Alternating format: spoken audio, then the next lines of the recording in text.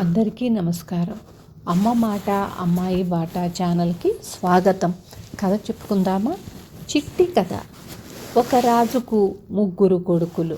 తన అనంతరం రాజు కావటానికి వారిలో ఎవరు అర్హుడో తెలుసుకోవాలని రాజు వారికి ఒక్కొక్కరికి 3 లక్షల వరహాలిచ్చి, ఈ ధనంతో మీలో ఎవరు హెచ్చు సామర్థ్యం ప్రదర్శిస్తారో వారికి రాజ్యాభిషేకం చేస్తాను అని వారికి 6 మాసాలు గడువిచ్చాడు. 6 మాసాలు గడిచాయి. రాజు సభ చేశాడు. రాజు కొడుకులు ముగ్గురు సభకు హాజరయ్యారు. నేను నా డబ్బుతో శాస్త్ర గ్రంథాలను, ధర్మ గ్రంథాలను తయారు చేయించి ప్రజలకు ఉచితంగా అందజేస్తున్నాను అన్నాడు పెద్దవాడు. నేను ఎప్పుడు పడితే అప్పుడు, ఎక్కడ పడితే అక్కడ వాన కురిసే ప్రక్రియ నేర్చుకొని వచ్చాను. మన దేశానికి నీటి ఎద్దడి ఉండదు అన్నాడు రెండోవాడు.